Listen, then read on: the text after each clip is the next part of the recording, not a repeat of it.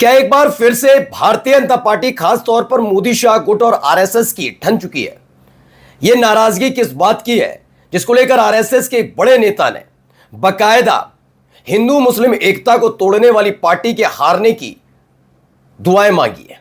उन्होंने साफ साफ शब्दों में एक तरह से श्राप दे दिया है कि हिंदू मुस्लिम एकता जो तोड़ रही है पार्टी, वो वाकई एक दिन जरूर हारेगी। यह किसी से छिपा नहीं है कि ज्यादातर हिंदू मुस्लिम कब्रिस्तान, कब्रिस्तान के बाद मदरसा, मस्जिद, अजान, बुर्का, दाढ़ी, टोपी, ये तमाम चीजें कौन करता है, किसी से छिपा नहीं है। और वही राजनीतिक पार्टी कौन सी है, यह भी सबको पता है। तो आरएसएस के बड़े नेता ने आखिरकार ये क्यों कहा कि हिंदू मुसलमान की एकता को तोड़ने वाली ये पार्टी जरूर हारेगी? ये ठन्ना इसलिए भी ज्यादा जरूरी हो गया था क्योंकि अमूमन ये देखने को मिला कि जिन राज्यों में भारतीय जनता पार्टी का अपना कोई आधार नहीं, और अगर बीजेपी का कोई आधार है भी तो वो आरएसएस की बदौलत है। उन राज्यों में सत्ता में आने के लिए दांवपेच चलकर जीत के बाद जीत का सेहरा बांध दिया जाता है मोदी जी के सर पे। तो ऐसे में अब आरएसएस ने मोर्चा खोल दिया है। ये नाराजगी छोटी मोटी नहीं है, ये नाराजगी है 2027 के चुनाव से ठीक पहले की, और ये जंग बड़ी होती जा रही है। आज आपको दिखाने जा रहा हूं ये संयोग है या प्रयोग कि 27 का चुनाव सिर पर है, 24 का बदला 27 में लेने की कोशिश बीजेपी के अंदर ही की जा रही है। और इन सब के बीच आरएसएस ने मोर्चा खोला जिसमें दुआएं मांग ली है। हार तो होगी, तो कौन हारने जा रहा है, कौन जीतने वाला है, और आरएसएस इस बात को लेकर नाराज क्यों है अपनी ही पार्टी से, वो भी बताते हैं। नमस्कार, मैं हूं प्राजूपल गौतम और आप देख रहे हैं टाइम्स एक्सप्रेस। मैं कई बार कह चुका हूं, इस बार जो 2027 का चुनाव होगा इसमें राजनीतिक दल, खासतौर पर विपक्षी पार्टियों को अपनी एकजुटता पर ध्यान देने की जरूरत है। भारतीय जनता पार्टी क्या कर रही है, कैसे कर रही है, उस पर जाइए मत, या एक दूसरे की टांग खींचने के लिए पहले से तैयार बैठे।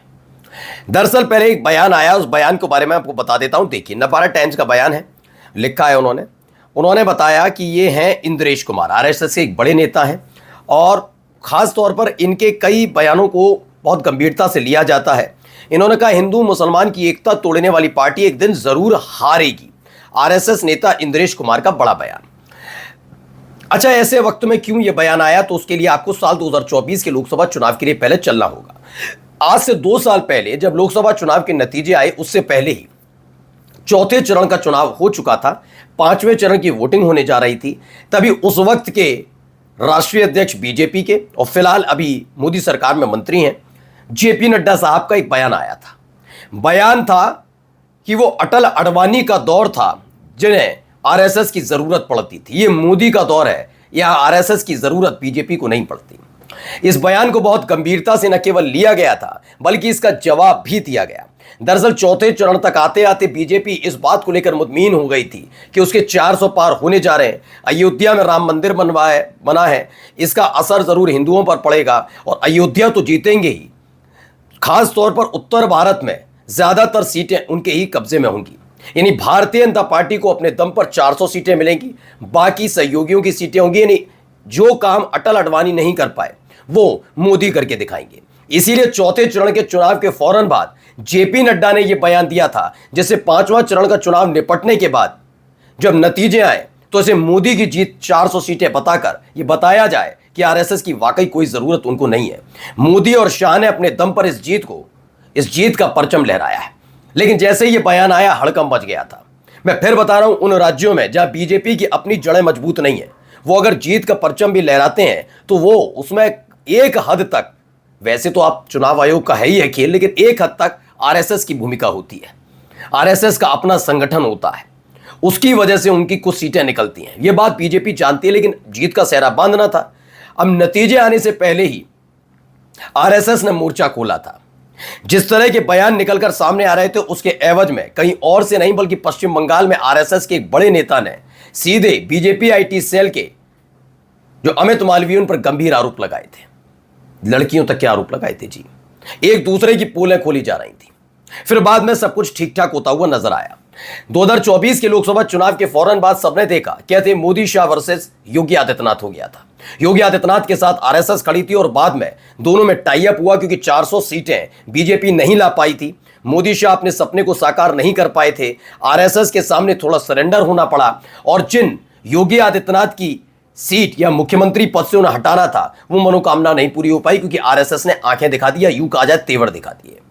सारा का सारा मामला सिमट गया था, लेकिन तब भी योगी आदित्यनाथ को कुर्सी से, उनकी कुर्सी को लेकर लगातार झगड़ा कहें, तनाव करें, दरार कहें, वो लगातार जारी थी, अभी भी जारी है। ऐसा नहीं है, जब मौका मिले वो कर देंगे। एक जख्म भी है मन में कि हम नहीं कर पाए, ये रहता है। अब इन सब के बीच सिर्फ इस बात को लेकर था कि अब 2024 के लोकसभा चुनाव में अगर सबसे ज्यादा बुरी स्थिति कहीं रही तो वो उत्तर प्रदेश में रही, जिस पर योगी आदित्यनाथ ने पहले ही एक मीटिंग में क्लियर कर दिया था। सूत्रों के हवाले से खबर थी कि शाह ने उनके सामने इस्तीफा देकर केंद्र में मंत्री बनने की पेशकश की थी। उन्होंने कहा था मैं इस्तीफा किस नैतिकता के आधार पर दूं, टिकट बांटे आपने अपनी मनमर्जी के उम्मीदवार तय किए, मुझसे पूछा नहीं गया तो मैं क्यों, कोई और इस्तीफा दे, मैं नहीं जानता, लेकिन मैं नहीं इस्तीफा दूंगा, यह उन्होंने क्लियर कर दिया था।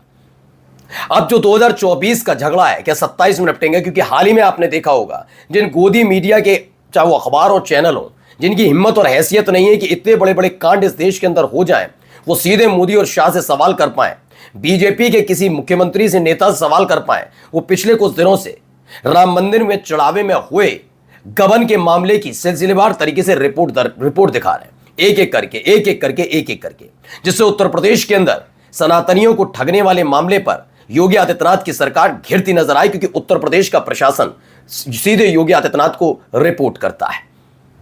दूसरा मसला आशुतोष ब्रह्मचारी वाला, मैं ये नहीं कह रहा हूं कि वो भी दूध के धुले हैं, लेकिन ब्रह्मचारी वाले मामले में जिस तरीके से पहले स्टैंड लिया गया, शंकराचार्य को खुद शंकराचार्य मानने से मना किया खुद योगी आदित्यनाथ ने। जिस आशुतोष ब्रह्मचारी ने गंभीर आरोप लगाए, उस आशुतोष ब्रह्मचारी ने एक बार आशीर्वाद बरसाया गया, और अब जाकर देखिए आशुतोष ब्रह्मचारी ने बता दिया कि शंकराचार्य के खिलाफ एक बड़ी साजिश न केवल रामभद्राचार्य के चेले, रामभद्राचार्य यानी योगी आदित्यनाथ के खास है, उनके चेले और कई बड़े अधिकारियों ने रची थी। यानी उससे पहले राम मंदिर वाला मामला और शंकराचार्य को बदनाम करने वाले मामले में इस सरकार को घेरने की कोशिश हो रही है। आरएसएस यहीं से एक्टिव हो गया है, और इंद्रेश कुमार का बयान यहीं से निकलकर सामने आया है। देखिए इसमें क्या बताया गया है। इसमें कहा गया आरएसएस नेता इंद्रेश कुमार ने हिंदू मुसलमान की एकता तोड़ने वाले लोगों को नसीहत दी। उन्होंने कहा कि देश में बदलाव आ रहा है और हिंदू मुसलमान साथ रह सकते हैं और आगे बढ़ सकते हैं। जो दल देश को बांटने और खंडित करने की कोशिश करते हैं, उन्हें हार का सामना करना पड़ेगा। ये क्लियर कर दिया गया, क्योंकि 2027 के चुनाव से ठीक पहले दिल्ली से माहौल बनाया जा रहा है उत्तर प्रदेश के अंदर योगी आदित्यनाथ के खिलाफ, और सब जानते हैं योगी आदित्यनाथ को अगर कोई बैक कर रहा है, समर्थन कर रहा है, तो इस पूरे खेल में आरएसएस उनके साथ खड़ी है। एक बार फिर से वही गुटबाजी देखने को मिल रही है बीजेपी के अंदर खाने। यह लड़ाई कभी भी योगी आदित्यनाथ वर्सेस मोदी शाह की नहीं है, सीधे यह लड़ाई आरएसएस वर्सेस मोदी शाह की है। और अब देखना होगा इस पूरी लड़ाई में कौन जीता है, कौन हारता है। फिलहाल 2027 के लिए विपक्ष जहां अपनी कमर कस रहा है, तो वहीं बीजेपी के अंदर दो धड़े आपस में भिड़ते नजर आ रहे हैं। नमस्कार।